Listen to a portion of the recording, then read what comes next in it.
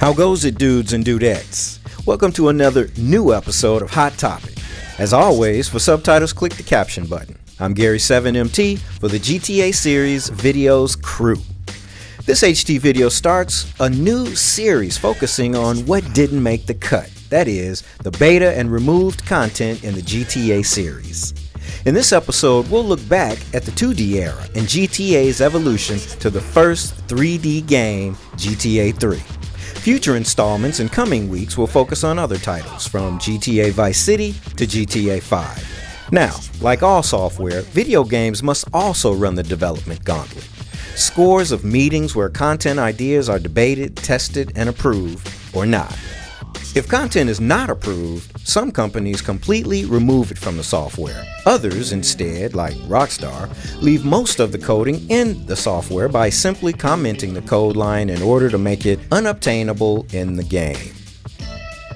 Some of you may not know that Grand Theft Auto is a product born from another game originally named Race and Chase that had a bumpy development ride that caused numerous problems, including the possibility of wiping the title out by BMG Interactive. But we'll talk about the original concept and the series' evolution in a future HT episode. So, considering the game we all know and love so much rose from the ashes of a failed concept, it's reasonable to expect Rockstar to continue their testing of new ideas. In worst-case scenarios, such concepts are discarded, but in others, they become strong new features or even entire new games. Few things are known about the alterations made to the first GTAs. Old school players state that in-game children in the game were removed due to the presence of the school bus in the first GTA. That game lost drivable trams in San Andreas, and some vehicles had different names.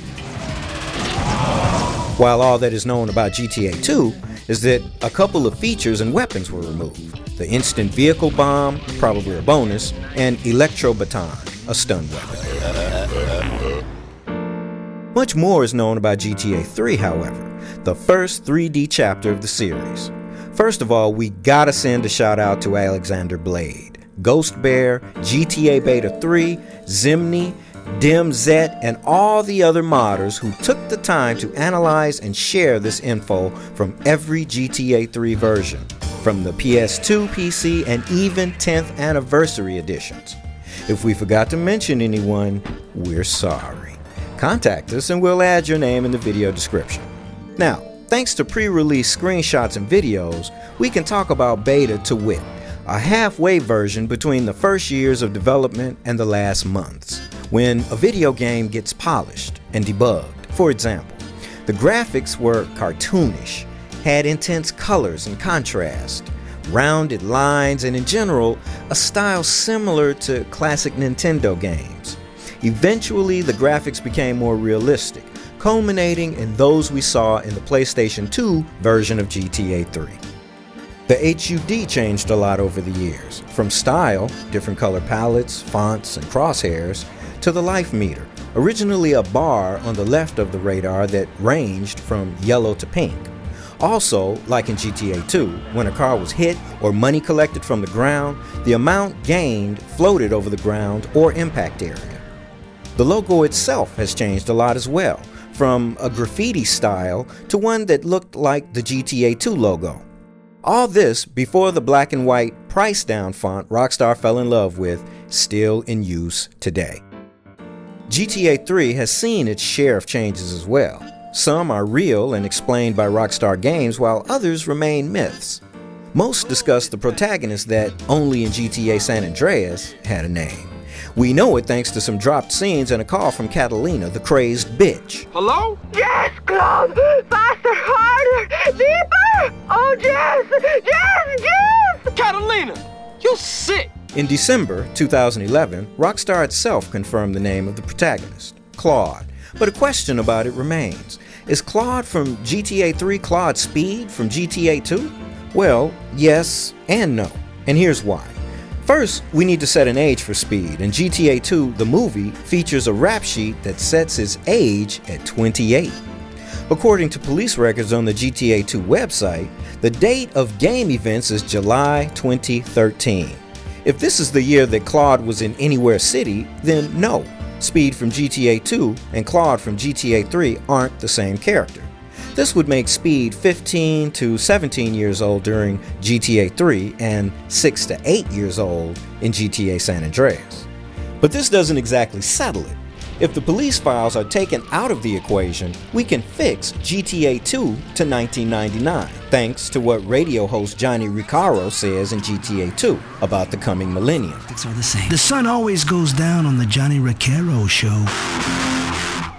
The millennium's coming. What do you think's gonna happen? You think we're all gonna be in one piece? In this case, if GTA 2 is in 1999, Speed from GTA 2 could be Claude in GTA 3 because he would be around 30 in Liberty City and 20 to 22 during GTA San Andreas. This view is strengthened by comparing GTA 2's Speed and GTA 3's Claude's features and clothes. They're practically twins, if not the same guy. But then again, considering Rockstar's only clue to GTA 2's year, 3 weeks into the future, no date can ever be fixed. Besides, Rockstar won't ever answer this question because, like other things in the game, they like watching us go mad, following breadcrumbs and connecting dots. But could Claude's last name in GTA 3 be Speed? According to Rockstar, the answer is a definite maybe. For us, yes, Speed is his surname. If for you it isn't, well, let's just say we'll agree to disagree. Another myth around Claude instead comes from a trailer where somebody says, "Get out of the car." Get out of the car! This led many players to say that Claude was intended to be a talking protagonist in the beta. But the sound clip was from GTA 2, and Rockstar itself busted this myth, affirming that, quote, "At no point they had a plan for Claude to have a voice or even design how a speaking protagonist would be implemented until GTA Vice City," unquote. Tony Massetti, remember the name!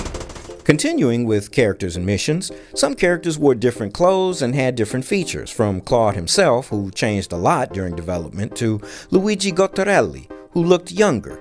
The archenemy, Catalina, who originally wore a skirt and leggings, and then there was Maria, who previously had long hair and wore a stylish leopard top and miniskirt. Even the police originally had mustaches, the firemen, yellow uniforms, and the Triad's color was black instead of blue. Some characters also had different names and last names. 8-Ball's original name, or real name, was Mulan. Asuka Kasen was Kamuri, and the Leone's family were the Sorvino's family, with Salvatore named Frankie Sorvino. And there are also characters who were completely removed from the game. Tom Navi, a German DJ and producer, was meant to be an in-game character and with a song on the Head Radio soundtrack. But, probably due to copyright problems, he and his song were both removed. The same thing happened to Kurtley and Darkle, 2 more characters credited in the game's credits. Both were probably linked, and if nothing is known about Kurtley, more is known about the other. Darkle was to be a crazy bum who gave Claude 5 missions. 3 of them were removed during development. The other 2 and Darkle himself were dropped because, as stated on Rockstar Q&A, the character and the missions didn't work alongside the others. Thanks to the in-game files, we also know that Darkle's intention was to crash the city's economy, and one of his missions involved stealing an ice cream truck to attract pedestrians and then blow it up. Many say Darkle's missions were cut after 9/11 due to a mission to assassinate Donald Love that involved crashing a dodo into the Love Media building. Rockstar has refuted this, and it's easy to understand why. Claude would have died in the crash, and no parachutes were ever meant to be added in the game before GTA San Andreas. Other changes, by the way, were made after 9/11, particularly a mission that had a terrorist theme, a couple of ped lines, and some radio dialogues. They also changed the color scheme of police cars from blue and white to black and white, and airplanes, originally destructible, were made indestructible. None of this deleted content was found in the game files, but there are a lot of screenshots and videos showing these differences.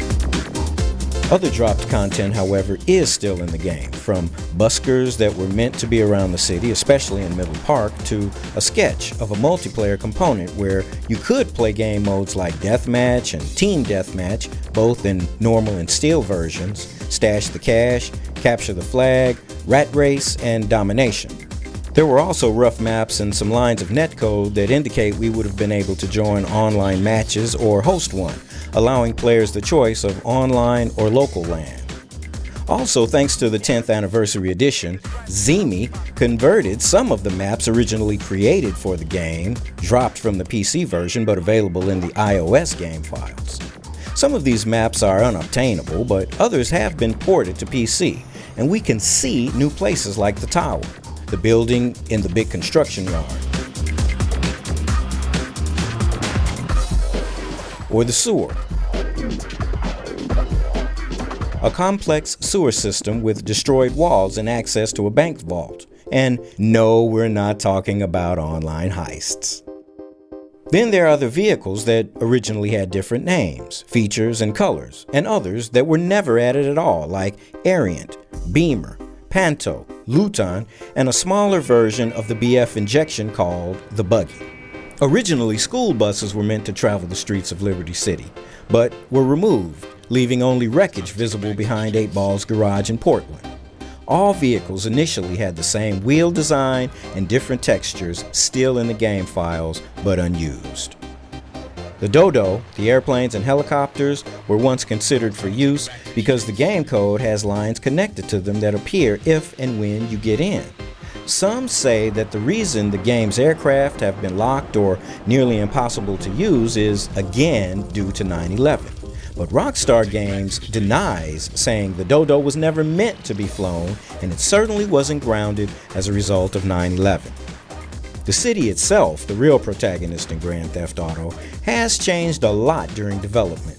During development, the 3 islands were named after GTA's districts. Portland was the industrial area, Staunton Island, the commercial area, and Shoreside Vale, the suburban area.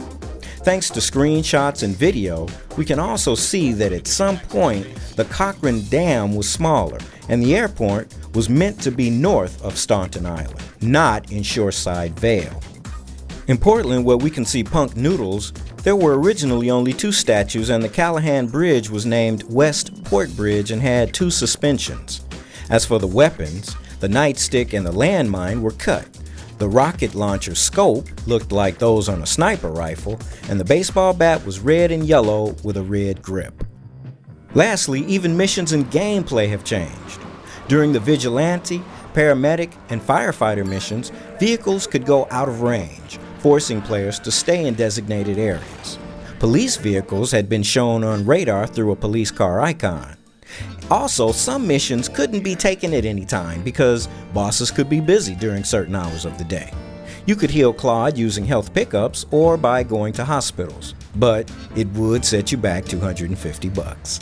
And speaking of pickups, there's a camera pickup in the in-game files along with locations where this pickup would spawn, but no clues exist about what this pickup would do. The subways and L train stations had names, and according to some, you would have been able to drive the trains, but again, no real proof exists. And these, more or less, are the main deletions or changes Rockstar made before releasing GTA 3 on PlayStation 2 in 2001. Stay tuned for all the latest and most reliable GTA 5 news and updates on the net, except of course for Rockstar Games themselves. And be sure to catch the next episode of Hot Topic, where we'll delve deeper into GTA beta secrets and ditched content from Vice City to GTA 5. As always, this has been Gary 7MT with the GTA series videos crew. And remember, respect is everything.